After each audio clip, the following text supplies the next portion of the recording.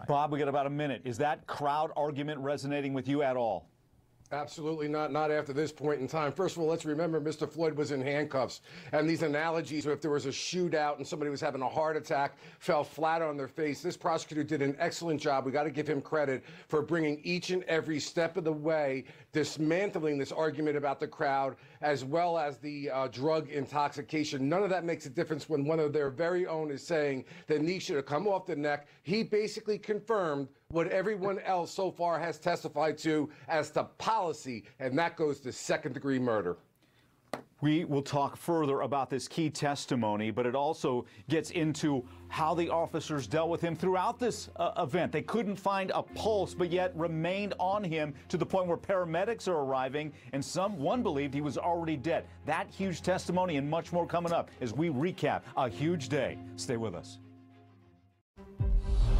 Welcome back to HLN and our continuing coverage of the Derek Chauvin trial. A monumental day and huge testimony coming from David Pfluger. He's retired Minneapolis police, but he was a supervisor and a sergeant the day that George Floyd died, May 25th, and he offered opinion about the restraint used on George Floyd. And many of our panel, as I welcome them back, saying how damning that was. Basically saying that once you had control of George Floyd, that should have ended it. You should not have kept your knee on his neck for 9 minutes and 29 seconds. So let's refresh the memory of our panel and you, our viewer, as we listen to that key testimony once again. Did he mention anything about putting his knee on Mr. Floyd's neck or back? No. And is the placement of a knee on a subject's neck a use of force? Yes. A reportable type of force? Not necessarily. Okay. And why is that?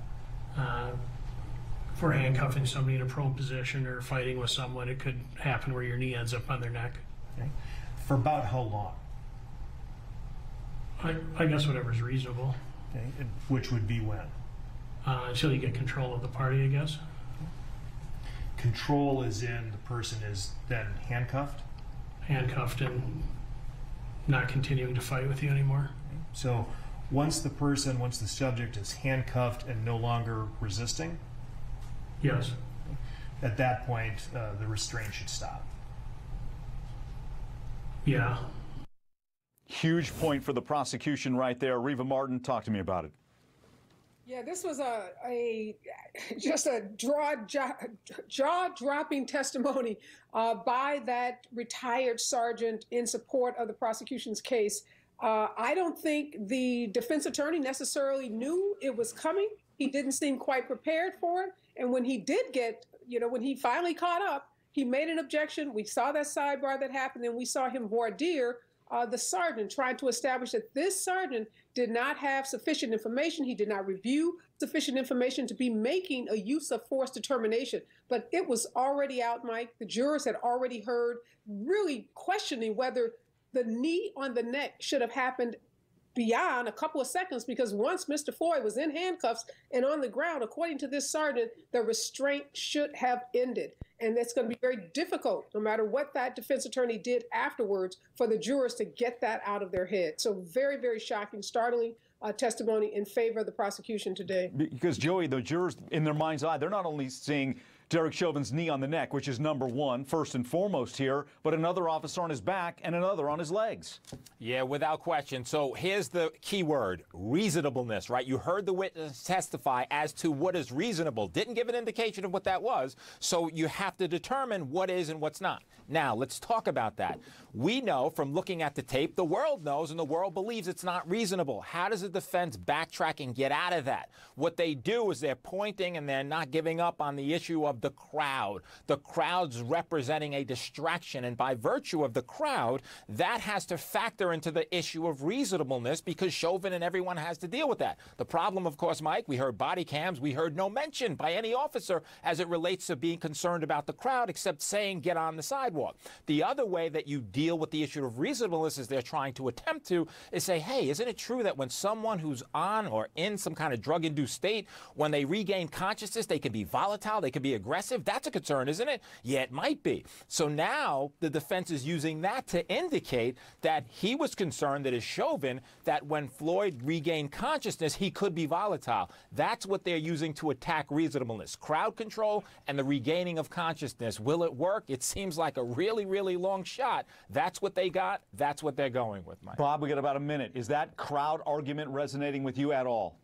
Absolutely not. Not after this point in time. First of all, let's remember Mr. Floyd was in handcuffs. And these analogies, if there was a shootout and somebody was having a heart attack, fell flat on their face, this prosecutor did an excellent job. We got to give him credit for bringing each and every step of the way, dismantling this argument about the crowd, as well as the drug intoxication. None of that makes a difference when one of their very own is saying the knee should have come off the neck. He basically confirmed what everyone else so far has testified to as to policy, and that goes to second-degree murder.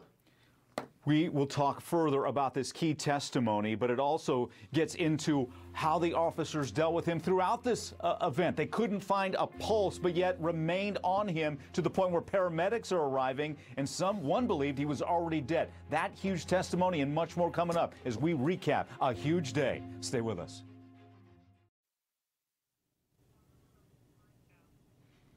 Arthur and Sidebar, and this is key testimony here talking about the force used. Was it excessive use of force? What David Pfluger's testified earlier is that, yes, you can use this maximal restraint technique, but once you have control of the suspect, in this case it's George Floyd, the restraint should end. It should not last 9 minutes and 29 seconds.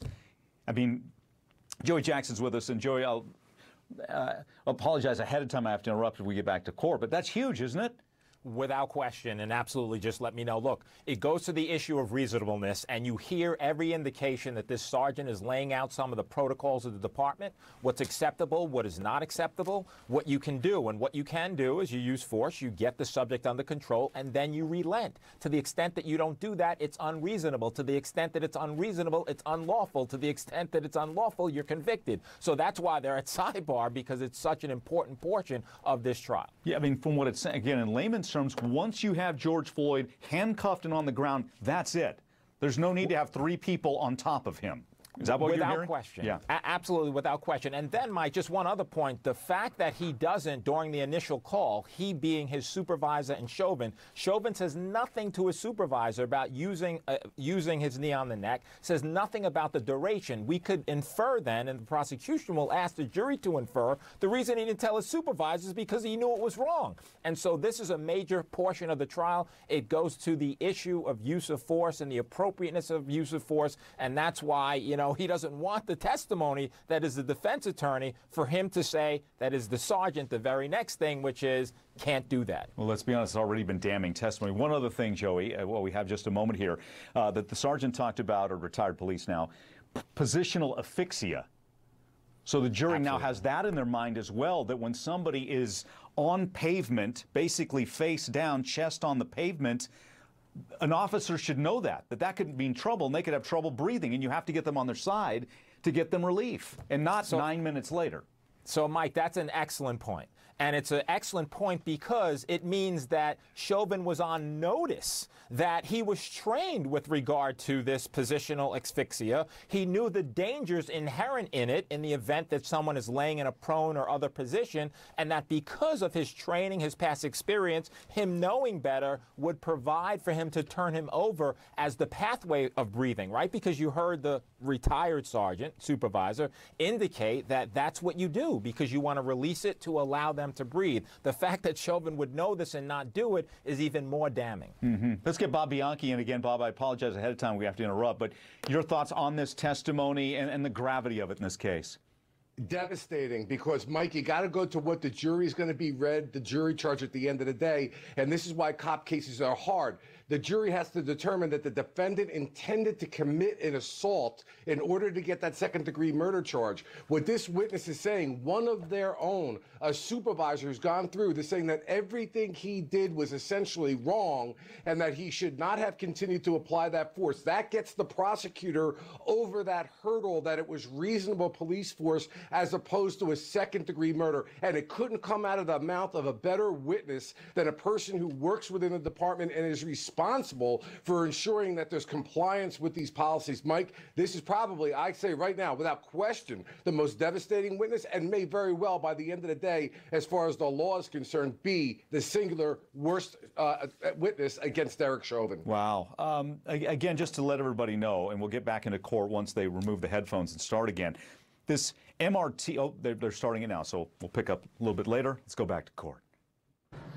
Let's get Bob Bianchi in again. Bob, I apologize ahead of time. We have to interrupt, but your thoughts on this testimony and the gravity of it in this case?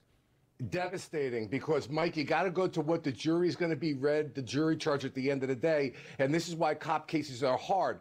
The jury has to determine that the defendant intended to commit an assault in order to get that second-degree murder charge. What this witness is saying, one of their own, a supervisor who's gone through this, saying that everything he did was essentially wrong and that he should not have continued to apply that force. That gets the prosecutor over that hurdle that it was reasonable police force as opposed to a second-degree murder. And it couldn't come out of the mouth of a better witness than a person who works within the department and is responsible for ensuring that there's compliance with these policies. Mike, this is probably, I say right now, without question, the most devastating witness, and may very well, by the end of the day, as far as the law is concerned, be the singular worst witness against Derek Chauvin. Wow. Again, just to let everybody know, and we'll get back into court once they remove the headphones and start again.